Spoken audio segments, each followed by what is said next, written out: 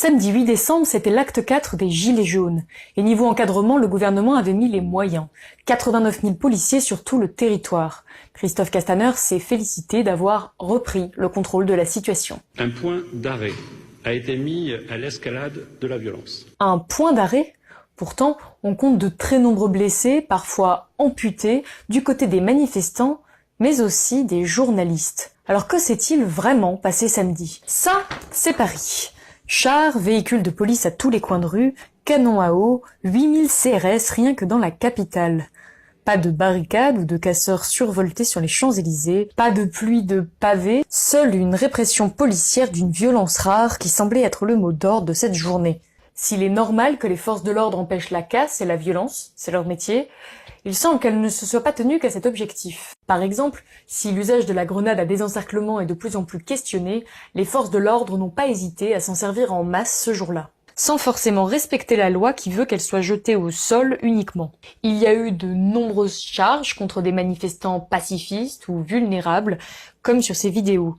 Officiellement, 179 blessés, dont 17 du côté des forces de police. Les scènes de chaos de la semaine précédente semblent avoir donné le droit aux forces de l'ordre de faire ce qu'elles voulaient, sans respecter les règles de sécurité élémentaires, notamment en ce qui concerne l'usage des flashballs. Ces armes dites de forces intermédiaires sont encadrées par la loi qui préconise un usage en cas d'absolue nécessité et de manière strictement proportionnée. Pourtant, les policiers tirent à hauteur de tête, parfois à bout portant, les blessures infligées peuvent être graves, des personnes éborgnées ou défigurées, alors qu'elles étaient parfois à visage découvert. Mais pourquoi étaient-elles à visage découvert ?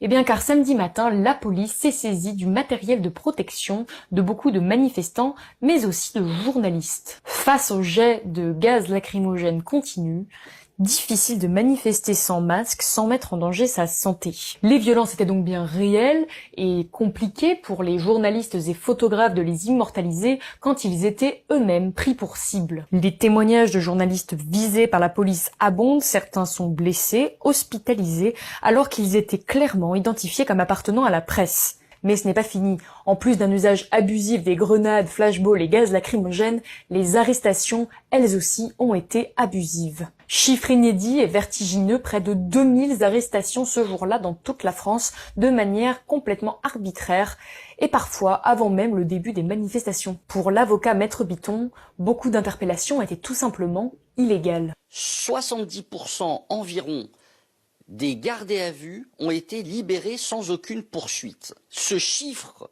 prouve bien que la majorité des gardes à vue ont été abusives, alors qu'aucune infraction n'était constatée, que les gens venaient simplement manifester comme ils en ont le droit. Rappelons que la police est un appareil d'État aux ordres du gouvernement. Les CRS suivent les ordres qui leur sont donnés dans le cadre de l'exercice de leurs fonctions. Blâmer toute une profession n'aurait pas de sens. En revanche, voir que les pouvoirs politiques appellent ces événements une réussite pose de vraies questions. Le syndicat national des journalistes demande des comptes au ministère de l'Intérieur à ce sujet. Le journal du dimanche proteste contre le traitement infligé à son reporter et Amnesty International commence déjà à recueillir les différents témoignages des manifestants blessés. Si ces violences policières sont inadmissibles et doivent être dénoncées, il ne faut pas oublier que certains policiers se sont mis en arrêt maladie ce jour-là pour ne pas aller intervenir dans les manifestations. Certains policiers ont déclaré subir la même violence sociale que les Gilets jaunes et beaucoup disent ne plus en pouvoir. Si vous avez aimé cette vidéo, n'hésitez pas à la partager, à vous abonner à notre page Facebook et à notre chaîne YouTube. Et puis moi je vous dis à bientôt.